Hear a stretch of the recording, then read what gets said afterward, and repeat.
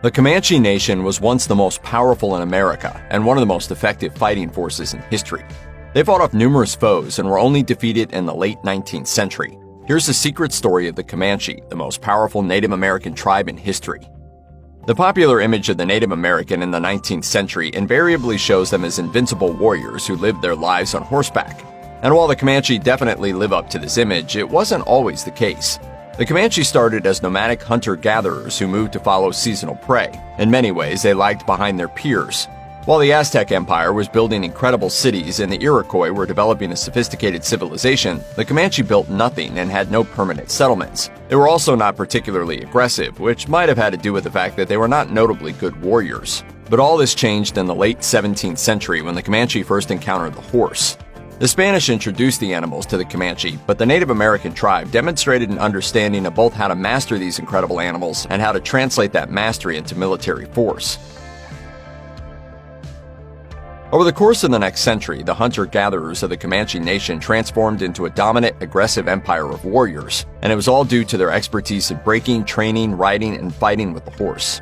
Instead of sedentary tribes who were agricultural from the east, you had nomadic tribes who were mounted in the west, and it changed everything.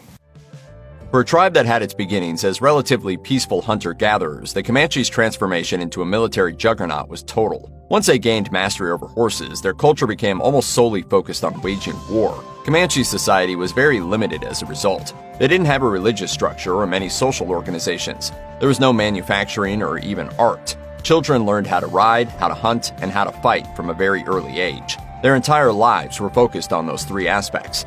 In fact, the Comanches are sometimes compared to the Spartans in how they were almost totally focused on fighting. The Comanches evolved into a force of violence that no one could withstand. They waged war on everyone who came in contact with them, and they usually won.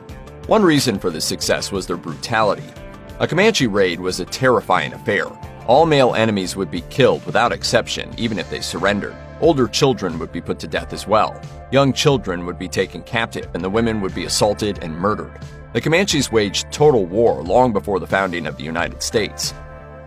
In order to appreciate just how powerful and warlike the Comanches were at their height, you have to consider the fact that they came very close to wiping out several other native tribes. The Native Americans who resisted the expansion of the United States into the Midwest weren't a single culture.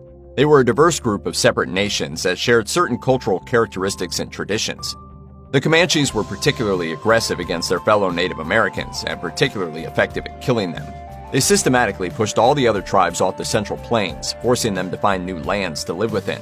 In fact, the Comanches came very close to literally wiping out the entire Apache Nation. The warriors savagely defeated the weaker tribe in a series of conflicts that saw the desperate Apaches beg the Spanish for protection. Several large tribes within the Apache Nation disappeared as a result of the conflicts. But it wasn't just the Apaches. The Comanches inflicted severe damage on the Pawnees, the Osages, the Blackfeet, the Kiowas, and the Tankawas, driving them off their traditional lands and killing thousands of their people. By 1750, the Comanches had total control of the plains, and other Native American nations respected their borders. The territory controlled by the Comanche was called the Comancheria by the Spanish, and it grew with astonishing speed. After the transformation of their entire society into a mobile war machine, the Comanches began their rise to power as the lords of the plains. Over the course of about 150 years, the Comanche steadily drove out rival tribes, conquering land and subjugating everyone they didn't kill. When Americans began venturing west and finally brushed up against the Comancheria in the 1820s, it was massive. The Comanches controlled about 250,000 square miles, including land within what would become Colorado, Kansas, Oklahoma, New Mexico, and Texas. They also had vassals, with about 20 other tribes acknowledging Comanche supremacy. According to historian Pekka Hamalainen, this makes the Comancheria something more than just a Native American tribe or nation. It made it an empire. They conquered lands and absorbed other ethnicities and cultures, imposed their own political and military structures, and negotiated as a single unit. In fact, the Comanche Empire was more powerful and more advanced than many of the European empires of the time. This is why the colonization efforts of the Spanish, French, and Americans were stalled whenever they pushed up against the Comancheria. What's remarkable about a lot of U.S. history is how the wars between the Comanches and the United States are often not described as wars at all. But make no mistake, the Comanches conducted a war against Texas that lasted nearly 40 years. Got him on the run. Don't be too sure. Looks like an old Indian trick to me.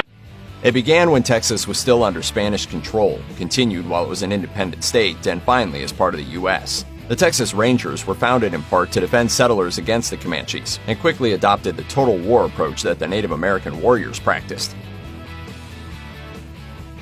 But for decades, Texas couldn't stop the Comanches. In fact, they even expanded their territory into Texas on several occasions. It wasn't until Texas joined the United States and President Ulysses S. Grant made defeating the Comanches a priority that they were finally pushed back, setting off a series of events that culminated in their final defeat in the 1870s. A woman named Cynthia Ann Parker was kidnapped by Comanche raiders in 1836. She was assimilated into the tribe and eventually married and bore a son named Quanah Parker in 1852. By the time Quanah was an adult, the Comanche Nation was in its final death throes, and he was destined to be its last great leader. As a youthful warrior, Quanah was the epitome of Comanche bravery and fierceness. Remarkably young for a chief, Quanah led a series of violent raids against American forces in 1871 when he was just 19 years old. In 1874, Quanah gathered 300 Comanche warriors and launched a final assault on the American forces encroaching on the Comancheria. The chief intended to drive the Americans away once and for all, as the Comanche had always been able to do. They attacked a trading post called Adobe Walls, where about 28 hunters had taken shelter. Instead of a shocking victory, it turned into a slog. The siege lasted 5 days and ended with the Native Americans retreating. The Comanches continued to raid and slaughter, however, and American forces pursued, burning their supplies and killing their horses as they went. This broke the back of the Comanche Nation, and Quanah led his surviving warriors to surrender, agreeing to move to a reservation. Quanah proved to be a popular and capable peacetime leader. He spent the rest of his life serving his people as a peaceful chief of the Comanche Nation.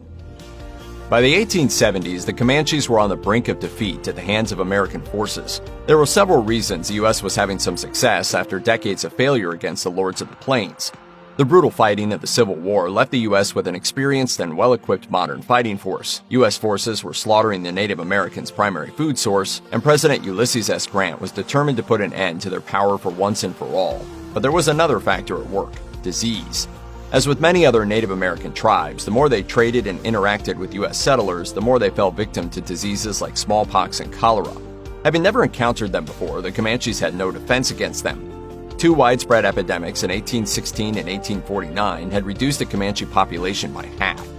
In fact, one reason the Quahati Band, led by Quanah Parker, was still a formidable fighting force in the 1870s is because they had always disdained any sort of peaceful contact with settlers.